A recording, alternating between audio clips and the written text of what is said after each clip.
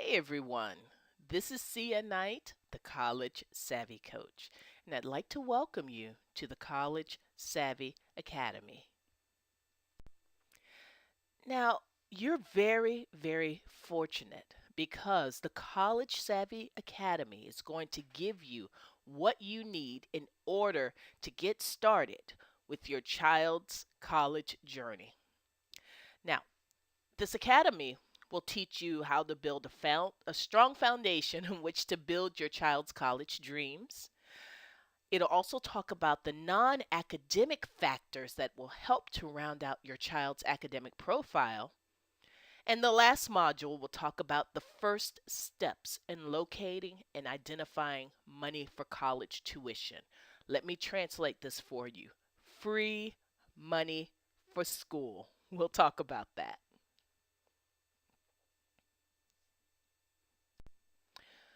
Let me give you a little bit of information about myself, just so I can let you know who I am, what I do, and how I do it. My name is Sia Knight. I'm the College Savvy Coach, and I've worked in many different arenas around education. I've been a teacher, a school counselor, administrator, and I've also been fortunate enough to present at a bunch of conferences, and I have a blog, collegesavvycoach.com. I do a lot of stuff. But let me tell you this, first and foremost,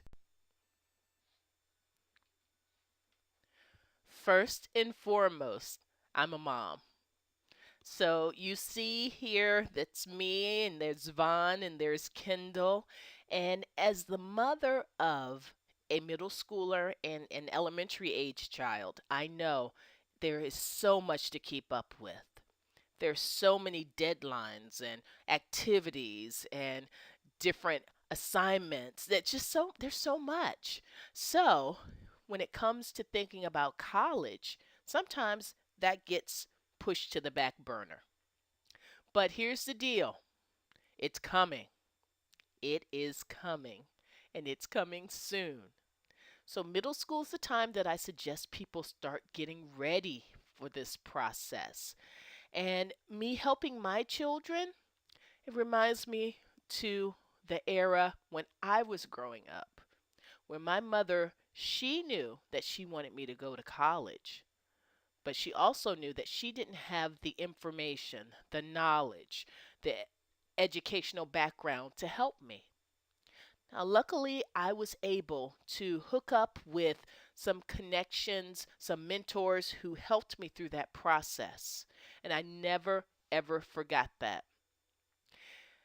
That's one reason why I'm the college savvy coach, because I want to help people through the process, save so much anxiety and frustration in a way that my mother couldn't. So let's start with Module 1, Building the Foundation, the Great College Admissions Formula. I am going to talk to you about the 5 factors that set you apart in college admissions in the 21st century. Now, you've seen it on the news, you've read about the fact that, oh my goodness, college is so competitive nowadays. And for the most elite schools, it is competitive. It's ridiculous almost the amount of work they're requiring students to do in order to get into college. So here's what I've done, I've broken it down to a college admissions formula to let you know what to do to get ready. Now, in today's climate, good isn't good enough. Now, back in my day, it's like, oh, we got B's. B's were great. Yay, that's wonderful. In today's climate, a B will get you waitlisted at some of these schools. So, what I want you to do is I want you to know what the 5 factors are that will set you apart in college admission. Colleges are looking at your grades, recommendations, extracurricular activities, your avatar or online presence, and your test scores. You have to make sure that you're paying attention to all five of these factors if you want to have your choice when it comes to the college admissions process. So let's start grades. Now, Module 1 will primarily focus on this, the G in the Great College Admissions Formula. And it's no accident that G comes first because it's really the most important factor. There was a survey for the National Association of College Admissions Counselors. In fact, they do it every year. And the number one and two factors are always GPA or grades and also strength of curriculum. So universities want you to get excellent grades in challenging courses. Now, when we're talking about grades, let's take a look at some of this crucial college content, or the three C's I call it. First of all, people often ask me, is it better to get an A in a regular or a standard level course? Or is it better to get a C in a advanced course? And I ask colleges and universities all of the time. I said, listen, what should I do? How should I advise the families that I work with? And they say, we want you to get an A in an advanced course. Okay, so I said, so that's not helpful. So what I have is my rule of thumb. And my rule of thumb is this. You should take the most difficult course you can and achieve at least a B in. So it's really kind of a combination of both of those factors. So it's not just taking all advanced courses, getting C's and D's in them, and saying that, hoping that the college will say, nice try, or taking all regular courses, just sliding along, never challenging yourself. One thing that I remind students and families is that colleges are having to roll the dice and they have to make a determination on each and every candidate. They have to figure out whether or not this student will be able to make it in a college level course. So that's why grades in upper level courses are so important. It gives the college an indication that you would be ready to handle the curriculum at their university. So, course selection, that's another piece. I mentioned this a little bit before, but you have to be smart, you have to be strategic when it comes to course selection. Okay, so you're not doing your child a favor if you have him go for all upper level math courses in which he is handily getting a D in each and every one of those courses. That's not really helpful. I mentioned my rule of thumb.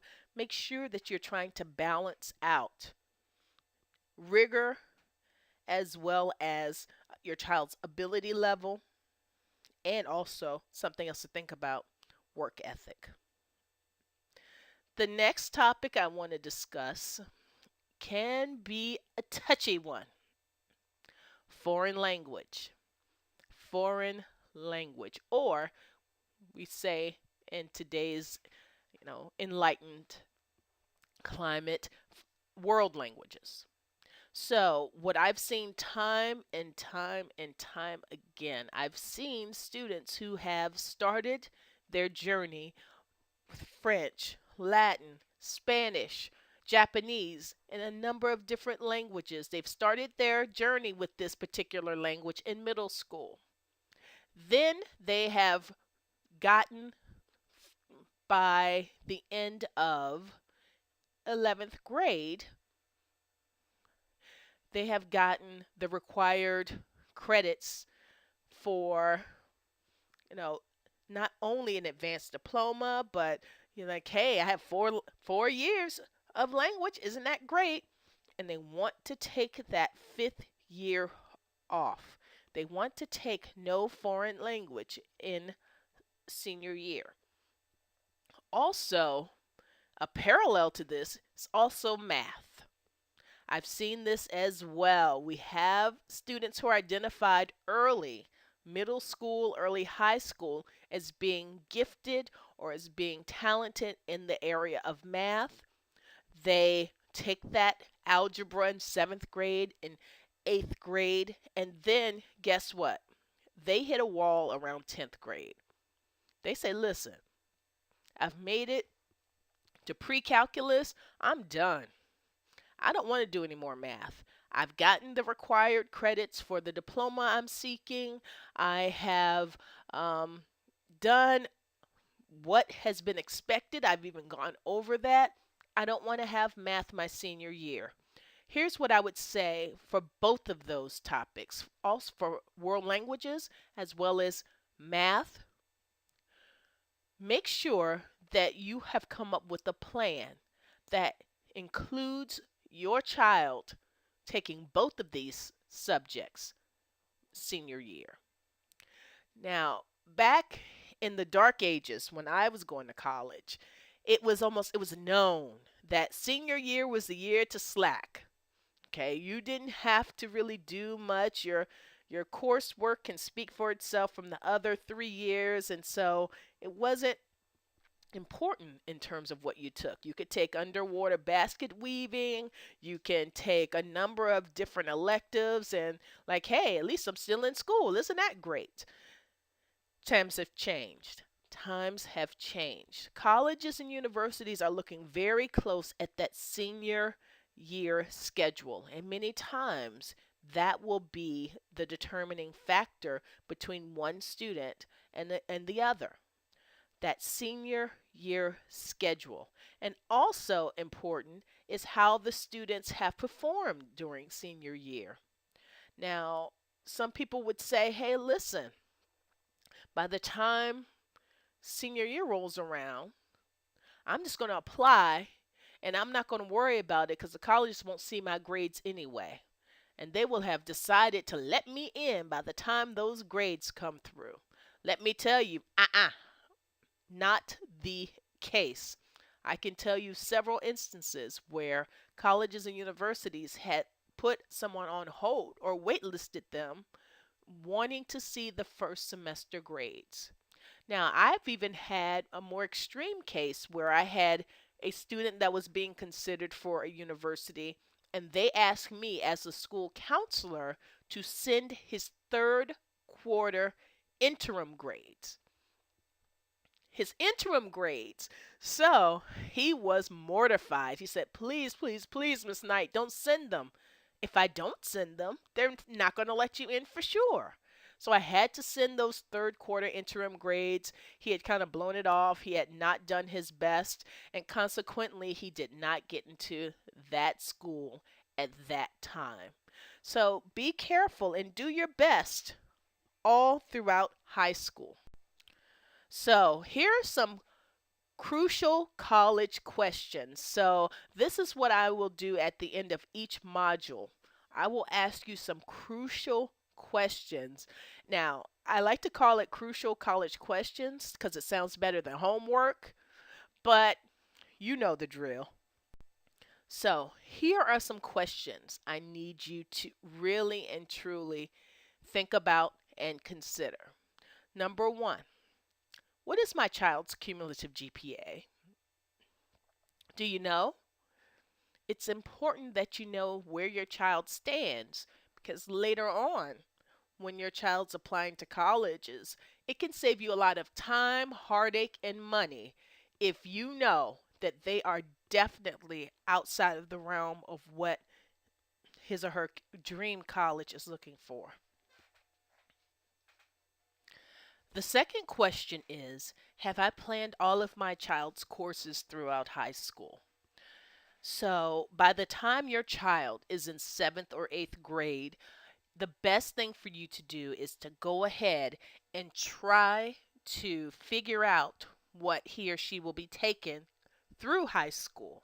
Now, it's not a contract, so you can definitely have some flexibility, but make sure that you are not hit every year blind saying, "Oh my goodness, it's that time again. We got to choose classes. Oh my heavens, what are we going to do?" So that's part of what I do in my individual sessions. I help parents think about all of the factors that go into scheduling, class scheduling from year to year. And the third crucial college question is, does my child plan to take foreign language and math throughout his or her senior year? Let me tell you this. The right answer is yes, my child does. So that is what I would suggest.